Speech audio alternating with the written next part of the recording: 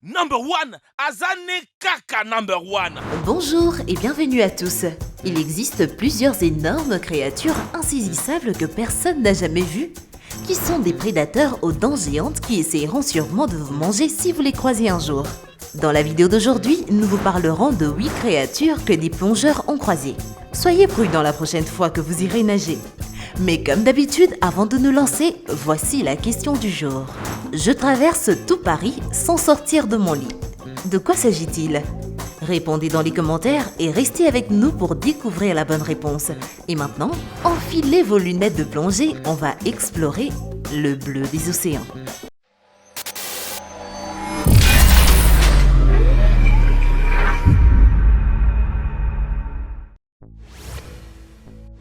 Et surtout, n'oubliez pas d'aimer et de vous abonner pour ne rater aucune de nos vidéos.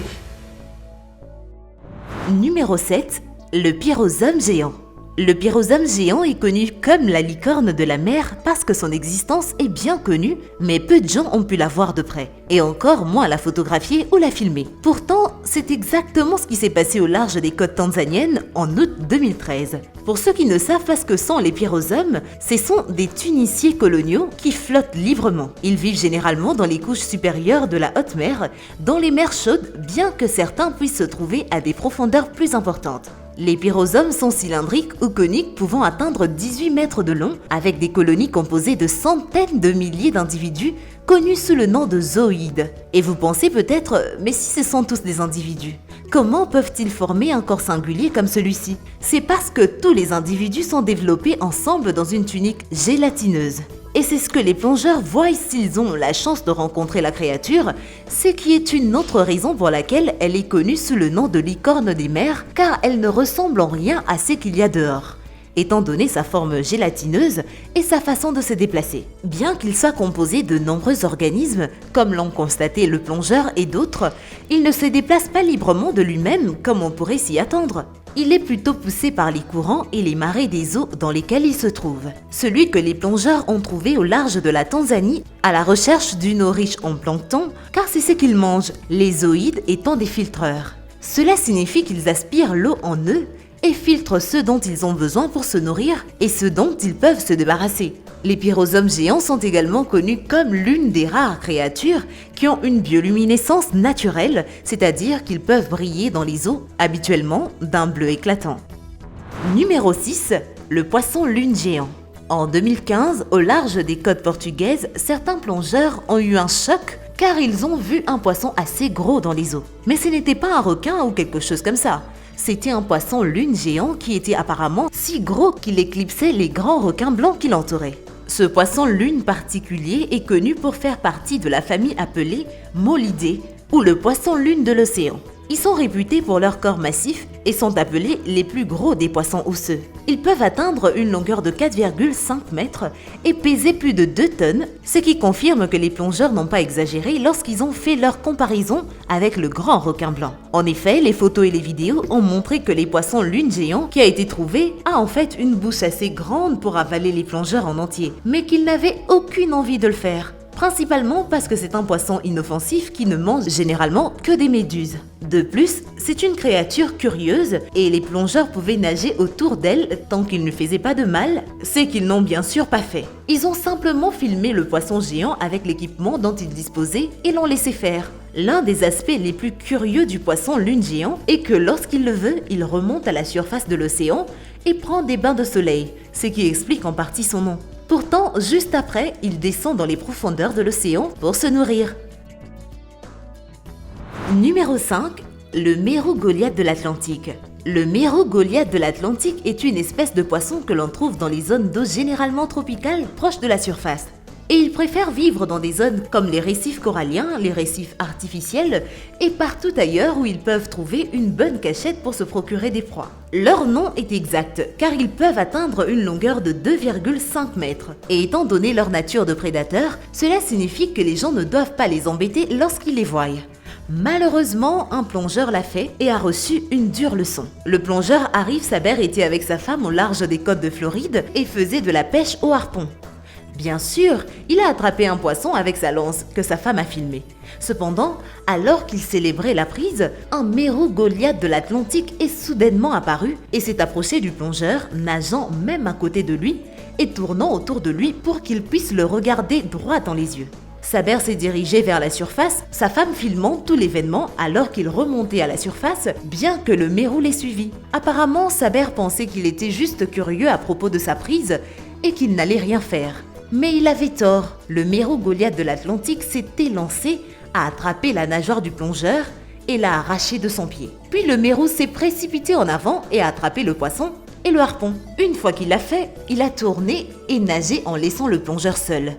Plus tard, Saber retrouva sa lance dans un banc de sable à environ 400 mètres de là. Comme beaucoup l'ont remarqué, Saber a eu de la chance de ne pas perdre un pied lors de sa rencontre. Le mérou Goliath de l'Atlantique n'est pas seulement connu pour sa longueur, mais aussi pour ses mâchoires puissantes qui l'aident à se saisir de ses proies. C'est que Saber a failli subir dans ce cas précis. De plus, il y a eu de nombreux cas de personnes traquées ou même attaquées par des mérous, comme celui-ci, parce qu'elles les percevaient comme une menace.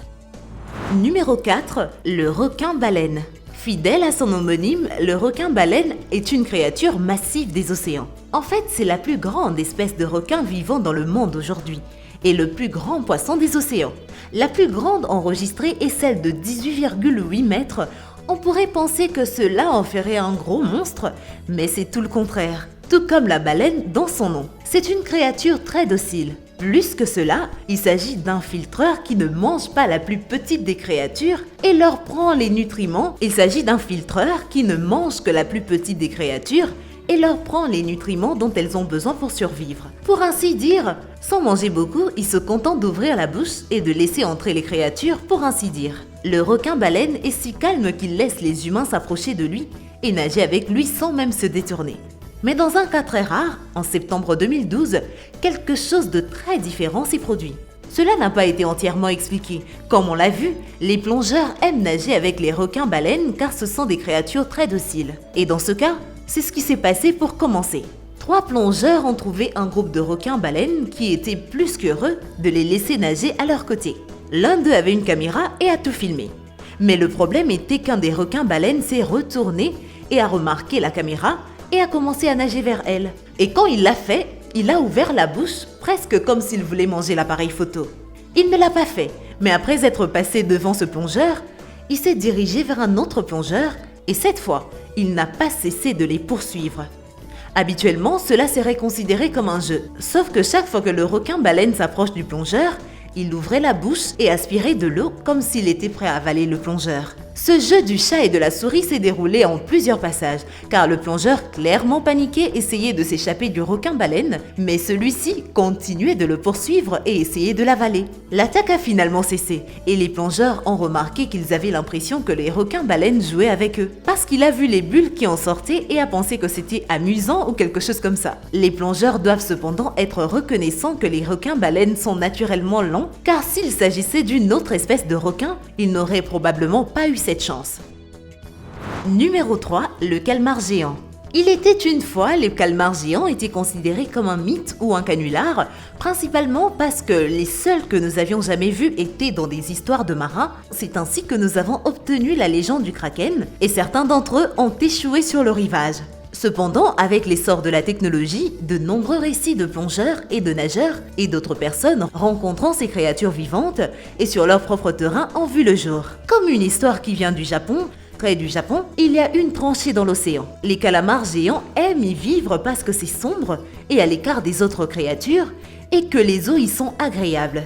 Mais un jour, un plongeur est descendu dans l'eau et quand il est revenu, un calmar géant l'a accompagné. Pour être clair, le calmar géant n'attaquait pas le plongeur. Il voulait juste jouer apparemment. C'est que le plongeur était plus qu'heureux de faire avec lui jusqu'à ce qu'il redescende à la nage dans l'océan. L'une des plus grandes ironies de la situation est que, comme cela s'est passé près de la plage, il y avait beaucoup de gens près de l'eau. Et quand le calmar géant est arrivé, ils étaient plus qu'heureux de le prendre en photo, ce qui ne semblait pas déranger le calmar pour la plupart.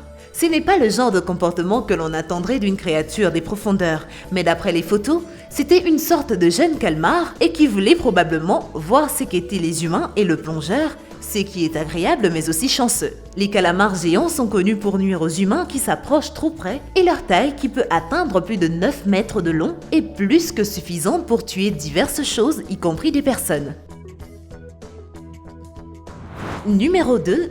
Le grand requin blanc. Les attaques de requins ne sont pas toujours mortelles et elles n'ont pas lieu aussi souvent qu'il espère.